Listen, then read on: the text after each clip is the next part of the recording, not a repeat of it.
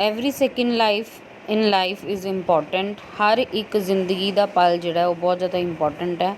Seconds add up to minutes, hours, days and months. Seconds ਜਿਹੜੇ ਹੈ ਜੇ ਉਹਨਾਂ ਨੂੰ ਪਲੱਸ ਕਰਦੇ ਜਾਈਏ ਤਾਂ ਮਿੰਟਸ ਬਣ ਜਾਂਦੇ ਆ, ਮਿੰਟਸ ਤੋਂ ਬਾਅਦ ਆਵਰਸ, ਆਫਟਰ ਦੈਟ ਡੇਜ਼ ਬਣ ਜਾਂਦੇ ਆ, ਡੇਜ਼ ਤੋਂ ਬਾਅਦ ਫਿਰ ਉਹ ਮੰਥਸ ਬਣ ਜਾਂਦੇ ਆ। ਮੈਨੀ ਆ ਟ੍ਰਿਕਲ ਮੇਕਸ ਆ ਮਿਕਲ। ਬਹੁਤ ਸਾਰੀਆਂ ਚੀਜ਼ਾਂ ਜਿਹੜੀਆਂ ਇਹ ਇਕੱਠੀਆਂ ਹੋ ਕੇ ਸਮੇਂ ਨੂੰ ਬਣਾਉਂਦੀਆਂ ਹੈਗੀਆਂ। ਇਹ ਜਮ੍ਹਾਂ ਹੋ ਕੇ ਜਿਹੜੇ ਆ ਉਹ ਇੱਕ ਟਾਈਮ ਦੇ ਵਿੱਚ ਬੱਝ ਜਾਂਦੀਆਂ ਚੀਜ਼ਾਂ। Why not then save every second to make the best use of time. ਤਾਂ ਕਿਉਂ ਨਾ ਅਸੀਂ ਹਰ ਇੱਕ ਸੈਕਿੰਡ ਨੂੰ ਯੂਜ਼ ਕਰ ਦਈਏ, ਹਰ ਇੱਕ ਸੈਕਿੰਡ ਨੂੰ ਬੈਸਟ ਯੂਜ਼ ਕਰੀਏ ਤਾਂ ਕਿ ਜਿਹੜਾ ਟਾਈਮ ਪੂਰਾ ਦਾ ਪੂਰਾ ਟਾਈਮ ਹੈ ਉਹ ਸਾਡਾ ਬੈਸਟ ਯੂਜ਼ ਹੋ ਸਕੇ। If you do not do that, a lot of time is squandered down to drain for nothing. ਜੇ ਤੁਸੀਂ ਇਹ ਅਜਿਹਾ ਨਹੀਂ ਕਰੋਗੇ ਤਾਂ ਬਹੁਤ ਜ਼ਿਆਦਾ ਟਾਈਮ ਜਿਹੜਾ ਉਹ ਸਕੁਐਂਡਰਡ ਮਤਲਬ ਜ਼ਾਇਆ ਚਲਾ ਜਾਣਾ ਬਿਨਾਂ ਕਿਸੇ ਯੂਜ਼ ਤੋਂ। ਅਤੇ ਉਹ ਮਤਲਬ ਕਿ ਬਿਨਾਂ ਕਿਸੇ ਯੂਜ਼ ਤੋਂ, ਜਿਵੇਂ ਡਰੇਨ ਮਤਲਬ ਕਿ ਕੋਈ ਜਿੱਥੋਂ ਵਾਟਰ ਸਪਲਾਈ ਵਗੈਰਾ ਹੁੰਦੀ ਹੈ, ਪਾਈਪ ਜਾਂ ਕੋਈ ਨਾਲੀ ਜਾਂ ਕੋਈ ਇੱਦਾਂ ਦੀ ਚੀਜ਼, ਅਤੇ ਜਿਵੇਂ ਜਿਹੜੀ ਡਰੇਨ ਹੈ ਉਹ ਵਹਾ ਕੇ ਲੈ ਜਾਂਦੀ ਹੈ ਪਾਣੀ ਨੂੰ, ਇਸੇ ਤਰੀਕੇ ਨਾਲ ਟਾਈਮ ਜਿਹੜਾ ਉਹ ਜਿਹੜੀ ਯੂਜ਼ਫੁਲ ਚੀਜ਼ਾਂ ਉਹਨਾਂ ਨੂੰ ਵਹਾ ਕੇ ਲੈ ਜਾਏਗਾ। ਜਿਹੜੀ ਚੀਜ਼ ਅਸੀਂ ਸਮੇਂ ਸਿਰ ਨਹੀਂ ਕੀਤੀ ਉਹ ਜਿਹੜੀ ਚੀਜ਼ ਹੈ ਉਹ ਦੁਬਾਰਾ ਮੁੜ ਕੇ ਸਾਡੇ ਹੱਥ ਨਹੀਂ ਆ ਸਕਦੀ। Life is short and uncertain. ਜ਼ਿੰਦਗੀ ਜਿਹੜੀ ਹੈ ਉਹ ਬਹੁਤ ਛੋਟੀ ਹੈ। ਐਂਡ ਅਨਸਰਟੇਨ ਮਤਲਬ ਜ਼ਿੰਦਗੀ ਦੇ ਵਿੱਚ ਕੁਛ ਵੀ ਸ਼ਿਓਰ ਨਹੀਂ ਹੈ, ਪੱਕਾ ਨਹੀਂ ਹੈ, ਕੁਛ ਨਹੀਂ ਪਤਾ ਹੁੰਦਾ ਕਿ ਕਿਸ ਪਲ ਕੀ ਹੋ ਜਾਏ।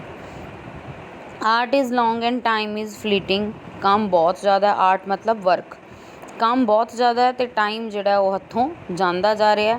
ਫਲੀਟਿੰਗ ਮਤਲਬ ਕਿ ਕੋਈ ਚੀਜ਼ ਹੱਥੋਂ ਚਲੀ ਜਾਣਾ ਭੱਜ ਕੇ ਫਟਾਫਟ, rapidly.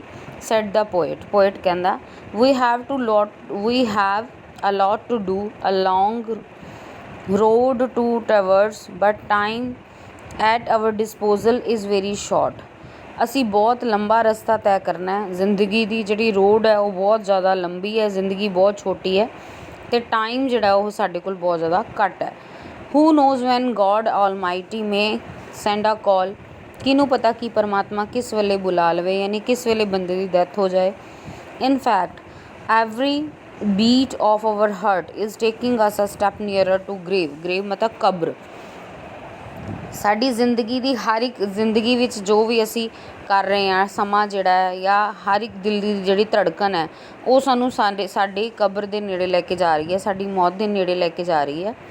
ਦੇਅਰਫੋਰ it is imperative that one should make the best use of the time available।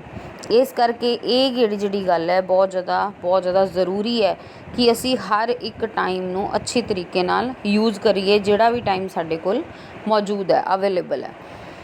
One must learn to be punctual in one's activities. ਹੁਣ ਟਾਈਮ ਨੂੰ ਯੂਜ਼ ਆਪਾਂ ਸਹੀ ਤਰੀਕੇ ਨਾਲ ਉਦੋਂ ਹੀ ਕਰ ਸਕਦੇ ਹਾਂ ਜਦੋਂ ਅਸੀਂ ਪੰਚੁਅਲ ਹੋਵਾਂਗੇ। ਪੰਚੁਅਲ ਦਾ ਮਤਲਬ ਹੀ ਹੁੰਦਾ ਕਿ ਹਰ ਕੰਮ ਸਹੀ ਸਮੇਂ 'ਤੇ ਕਰਨਾ, ਲੇਟ ਨਾ ਕਰਨਾ। Those who are behind time lag behind in their life too. ਜਿਹੜੇ ਲੋਕ ਸਮੇਂ ਤੋਂ ਪਿੱਛੇ ਚੱਲਦੇ ਆ ਉਹ ਆਪਣੀ ਜ਼ਿੰਦਗੀ ਵਿੱਚ ਵੀ ਪਿੱਛੇ ਰਹਿ ਜਾਂਦੇ ਆ। An opportunity missed is an opportunity lost forever. Opportunity ਦਾ ਮਤਲਬ ਹੁੰਦਾ ਮੌਕਾ। ਜੇ ਇੱਕ ਵਾਰੀ ਮੌਕਾ ਹੱਥੋਂ ਚਲਾ ਜਾਏ ਤਾਂ ਉਹ ਹਮੇਸ਼ਾ ਲਈ ਚਲਾ ਜਾਂਦਾ, ਮੁੜ ਕੇ ਵਾਪਸ ਨਹੀਂ ਆਉਂਦਾ। By being late you may miss an important train. ਕਿਹੜੀਆਂ ਚੀਜ਼ਾਂ ਜਦੋਂ ਤੁਸੀਂ ਲੇਟ ਹੋ ਜਾਂਦੇ ਹੋ ਤਾਂ ਤੁਹਾਡੇ ਹੱਥੋਂ ਛੁੱਟ ਸਕਦੀਆਂ।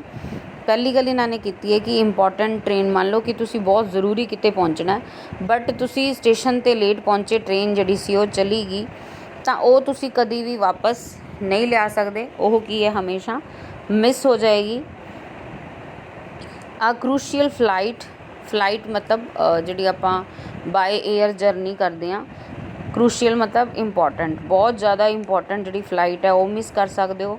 ਆ ਕਰੀਅਰ ਮੇਕਿੰਗ ਜੋਬ, ਤੁਸੀਂ ਇੰਟਰਵਿਊ 'ਤੇ ਲੇਟ ਪਹੁੰਚੇ ਜਾਂ ਜੋਬ 'ਤੇ ਲੇਟ ਪਹੁੰਚੇ ਤਾਂ ਉਹ ਤੁਹਾਡੀ ਕਰੀਅਰ ਬਣਾਉਣ ਵਾਲੀ ਜਿਹੜੀ ਜੋਬ ਹੈ ਉਹ ਵੀ ਤੁਹਾਡੇ ਹੱਥੋਂ ਚਲੀ ਜਾਏਗੀ। Or an admission to an excellent course. ਜੇ ਤੁਸੀਂ ਕਿਸੇ ਬਹੁਤ ਵਧੀਆ ਕੋਰਸ ਦੇ ਵਿੱਚ ਐਡਮਿਸ਼ਨ ਚਾਹੁੰਦੇ ਹੋ ਪਰ ਤੁਸੀਂ ਲੇਟ ਹੋ ਗਏ ਤਾਂ ਕੀ ਹੈ, ਉਹ ਤੁਹਾਨੂੰ ਐਡਮਿਸ਼ਨ ਨਹੀਂ ਮਿਲੇਗੀ। It is no use carrying over spilt milk or blaming the stars when you are yourself responsible for your failure।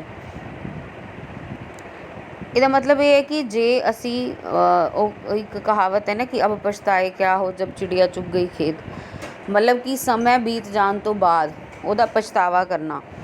ਜਾਂ ਕਿਸਮਤ ਨੂੰ, ਸਟਾਰਸ ਮਤਲਬ ਕਈ ਲੋਕ ਕਹਿੰਦੇ ਨੇ ਕਿ ਮੇਰੀ ਤਾਂ ਕਿਸਮਤ ਹੀ ਐਵੇਂ ਸੀ, ਮਤਲਬ ਅਸੀਂ ਲੋਕ ਕੀ ਕਰਦੇ ਹਾਂ ਕਿ ਆਪਣੀ ਕਿਸਮਤ ਨੂੰ ਦੋਸ਼ ਦੇਣਾ ਸ਼ੁਰੂ ਕਰ ਦਿੰਦੇ ਹਾਂ, ਜਦ ਕਿ ਅਸੀਂ ਖੁਦ ਰਿਸਪੋਂਸੀਬਲ ਹੁੰਦੇ ਹਾਂ, ਖੁਦ ਜ਼ਿੰਮੇਵਾਰ ਹੁੰਦੇ ਹਾਂ ਉਸ ਫੇਲੀਅਰ ਦੇ।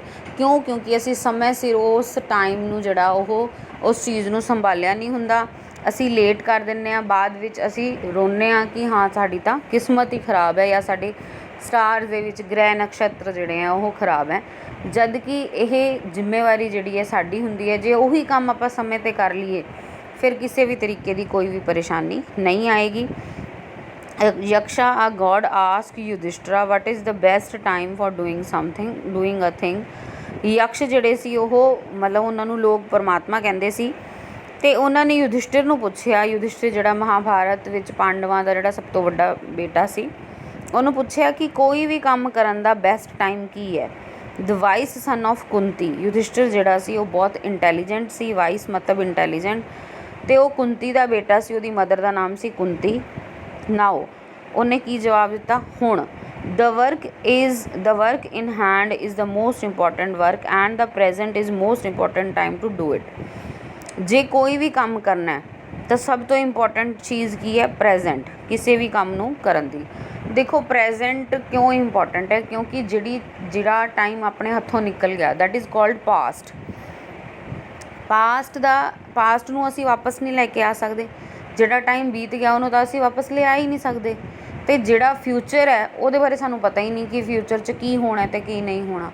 ਅਸੀਂ ਕਦੋਂ ਕਰ ਸਕਦੇ ਹਾਂ ਕੋਈ ਕੰਮ, ਪ੍ਰੈਜੈਂਟ ਦੇ ਵਿੱਚ ਕਰ ਸਕਦੇ ਹਾਂ। ਨਾ ਤਾਂ ਆਪਾਂ ਪਾਸਟ ਨੂੰ ਚੇਂਜ ਕਰ ਸਕਦੇ ਹਾਂ, ਨਾ ਸਾਨੂੰ ਫਿਊਚਰ ਬਾਰੇ ਕੋਈ ਚੀਜ਼ ਪਤਾ ਹੈ ਕਿ ਫਿਊਚਰ 'ਚ ਕੀ ਹੋਣਾ, ਆਉਣ ਵਾਲਾ ਟਾਈਮ ਸਾਡੇ ਵਾਸਤੇ ਕੀ ਲੈ ਕੇ ਆਏਗਾ। ਸੋ ਕੀ ਹੈ ਕਿ ਇੱਕ ਪ੍ਰੈਜੈਂਟ ਹੀ ਹੈ ਜੋ ਆਪਣੇ ਹੱਥ ਵਿੱਚ ਹੁੰਦਾ ਹੈ। ਜੇ ਕੋਈ ਕੰਮ ਕਰਨਾ ਹੈ ਅਸੀਂ ਐਟ ਪ੍ਰੈਜੈਂਟ ਹੀ ਕਰ ਸਕਦੇ ਹਾਂ। ਇਸ ਕਰਕੇ ਪ੍ਰੈਜੈਂਟ ਜਿਹੜਾ ਉਹ ਇੰਪੋਰਟੈਂਟ ਹੈ। Now or never must be the our guiding principle in life. ਵੀ ਕੰਮ ਜਾਂ ਤਾਂ ਹੁਣ ਕਰੋ ਜਾਂ ਕਦੀ ਵੀ ਨਹੀਂ ਹੋਏਗਾ। ਇਹ ਸਾਡੀ ਜ਼ਿੰਦਗੀ ਦਾ ਸਿਧਾਂਤ ਹੋਣਾ ਚਾਹੀਦਾ ਜਿਹੜੀ ਸਾਡੀ ਜ਼ਿੰਦਗੀ ਨੂੰ ਸਹੀ ਦਿਸ਼ਾ ਦਿਖਾਏ।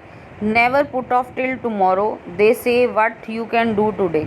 ਜਿਹੜਾ ਕੰਮ ਤੁਸੀਂ ਅੱਜ ਕਰ ਸਕਦੇ ਹੋ ਜਾਂ ਜਿਹੜਾ ਕੰਮ ਅੱਜ ਕਰਨ ਵਾਲਾ ਹੈ ਉਹਨੂੰ ਕਦੀ ਵੀ ਕੱਲ੍ਹ 'ਤੇ ਨਹੀਂ ਛੱਡਣਾ ਚਾਹੀਦਾ। In this age of globalization, supercomputers and space travel, life is moving so fast that a slip of even fraction of a second can spell doom and disaster. ਅੱਜ ਕੱਲ੍ਹ ਜਿਹੜਾ ਗਲੋਬਲਾਈਜੇਸ਼ਨ ਦਾ ਮਤਲਬ ਕੀ ਹੁੰਦਾ ਹੈ ਕਿ ਵਿਸ਼ਵੀਕਰਨ, ਲਾਈਕ ਪੂਰੀ ਜਿਹੜੀ ਦੁਨੀਆ ਉਹ ਬਹੁਤ ਛੋਟੀ ਹੋ ਚੁੱਕੀ ਹੈ। ਪਹਿਲੇ ਅਮੈਰੀਕਾ, ਕੈਨੇਡਾ ਜਾਂ ਆਸਟ੍ਰੇਲੀਆ ਜਾਂ ਜਿਹੜੀਆਂ ਫੋਰਨ ਕੰਟਰੀਜ਼ ਨੇ ਉਹਨਾਂ ਵਿੱਚ ਜਾਣਾ ਇੰਪੋਸੀਬਲ ਜੀ ਗੱਲ ਲੱਗਦੀ ਸੀ। ਕਿੰਨੇ ਦਿਨ ਲੱਗ ਜਾਂਦੇ ਸੀ ਜਾਣ ਵਾਸਤੇ। ਹੁਣ ਜਿਹੜਾ ਟਾਈਮ ਵੀ ਘੱਟ ਲੱਗਦਾ ਅਤੇ ਦੁਨੀਆ ਜਿਹੜੀ ਹੈ ਉਹ ਮਤਲਬ ਦੁਨੀਆ ਤਾਂ ਉੱਥੇ ਹੀ ਹੈ, ਦੁਨੀਆ ਥੋੜ੍ਹੀ ਛੋਟੀ ਹੋ ਗਈ। ਮਤਲਬ ਲਾਈਕ ਦੁਨੀਆ ਜਿਹੜੀ ਇੰਨੀ ਫਾਸਟ ਹੋ ਚੁੱਕੀ ਹੈ ਕਿ ਜਿਹੜਾ ਕੰਮ ਅਸੀਂ ਪਹਿਲੇ ਕਈ ਦਿਨਾਂ ਵਿੱਚ ਕਰਦੇ ਸੀ ਹੁਣ ਅਸੀਂ ਕਈ ਘੰਟਿਆਂ ਵਿੱਚ ਕਰ ਦਿੰਦੇ ਹਾਂ। ਠੀਕ ਹੈ। ਇਸ ਤੋਂ ਇਲਾਵਾ ਸੁਪਰ ਕੰਪਿਊਟਰ ਜਿਹੜਾ ਟੈਕਨੋਲੋਜੀ ਜਿਹੜੀ ਹੈ ਜਾਂ ਸਪੇਸ ਟਰੈਵਲ, ਅਸੀਂ ਹੁਣ ਚੰਦਰਮਾ 'ਤੇ ਪਹੁੰਚ ਗਏ ਹਾਂ। ਆਕਾਸ਼ ਦੇ ਵਿੱਚ ਕਈ ਯਾਤਰੀ ਜਿਹੜੇ ਉਹ ਜਾ ਚੁੱਕੇ, ਐਸਟਰੋਨੌਟਸ ਜਾ ਚੁੱਕੇ ਆ। ਸਾਡੀ ਜਿਹੜੀ ਜ਼ਿੰਦਗੀ ਹੈ ਉਹ ਬਹੁਤ ਜ਼ਿਆਦਾ ਫਾਸਟ ਚੱਲ ਰਹੀ ਹੈ। ਇਸ ਕਰਕੇ ਜੇ ਅਸੀਂ ਇੱਕ ਸੈਕਿੰਡ ਵੀ ਵੇਸਟ ਕਰੀਏ ਤਾਂ ਕਈ ਵਾਰੀ ਇੱਕ ਸੈਕਿੰਡ ਨਾਲ ਹੀ ਬਹੁਤ ਵੱਡਾ ਡੂਮ ਮਤਲਬ ਕਿ ਵਿਨਾਸ਼ ਹੋ ਸਕਦਾ ਹੈ। ਡਿਜ਼ਾਸਟਰ ਮਤਲਬ ਬਹੁਤ ਵੱਡੀ ਗਲਤੀ ਹੋ ਸਕਦੀ ਹੈ। Every single second has there for its own importance. ਹਰ ਇੱਕ ਸੈਕਿੰਡ ਦਾ ਆਪਣਾ ਮਹੱਤਵ ਹੈ। This is why the concept of budgeting one's time is fast catching up. ਇਸ ਕਰਕੇ ਲੋਕ ਜਿਹੜੇ ਆ ਉਹ ਆਪਣੇ ਟਾਈਮ ਨੂੰ ਸੰਭਾਲਦੇ ਆ ਅਤੇ ਇਹ ਜਿਹੜਾ ਕੰਸੈਪਟ ਹੈ ਬਜਟਿੰਗ ਟਾਈਮ, ਯਾਨੀ ਕਿ ਟਾਈਮ ਨੂੰ ਮੈਨੇਜ ਕਰਨਾ, ਲੋਕ ਜਿਹੜੇ ਆ ਇਸ ਕੰਸੈਪਟ ਨੂੰ ਅਡੋਪਟ ਕਰ ਰਹੇ ਆ, ਅਪਣਾ ਰਹੇ ਆ। Every movement of life is precious and any careless attitude of apathy towards the importance of time can prove highly detrimental to any society. ਹਰ ਇੱਕ ਮੂਵਮੈਂਟ, ਹਰ ਇੱਕ ਪਲ ਜਿਹੜਾ ਉਹ ਕੀਮਤੀ ਹੈ ਲਾਈਫ ਦਾ। ਜੇ ਅਸੀਂ ਟਾਈਮ ਦੇ ਪ੍ਰਤੀ ਐਟੀਟਿਊਡ ਮਤਲਬ ਆਪਣਾ ਜਿਹੜਾ ਵਿਵਹਾਰ ਹੈ ਉਹ ਕੇਅਰਲੈਸ, ਲਾਪਰਵਾਹੀ ਦਿਖਾਵਾਂਗੇ ਜਾਂ ਅਪੈਥੀ ਮਤਲਬ ਉਦਾਸ ਹੋ ਜਾਵਾਂਗੇ ਤਾਂ ਕੀ ਹੈ ਜਿਹੜਾ ਇੰਪੋਰਟੈਂਟ ਟਾਈਮ ਹੈ ਹੋ ਸਕਦਾ ਹੈ ਬਹੁਤ ਜ਼ਿਆਦਾ ਸਾਡੇ ਲਈ ਫ਼ਾਇਦਾ ਲੈ ਕੇ ਆਏ। ਠੀਕ ਹੈ। ਪਰ ਉਹ ਸਾਡੇ ਵਾਸਤੇ ਕੀ ਹੋ ਜਾਏਗਾ, ਡੈਟਰਮੈਂਟਲ ਯਾਨੀ ਕਿ ਹਾਨੀਕਾਰਕ, ਸਾਡੀ ਸੋਸਾਇਟੀ ਵਾਸਤੇ ਉਹ ਬਹੁਤ ਜ਼ਿਆਦਾ ਹਾਨੀਕਾਰਕ ਸਿੱਧ ਹੋ ਸਕਦਾ। We can hope for a good tomorrow only if we know the value of today. ਆਉਣ ਵਾਲਾ ਸਮਾਂ ਤਾਂ ਹੀ ਚੰਗਾ ਹੋਏਗਾ ਜੇ ਅਸੀਂ ਅੱਜ ਦੀ ਕਦਰ ਕਰਾਂਗੇ। We are duty bound to bequeath a happy and precious future to coming generation।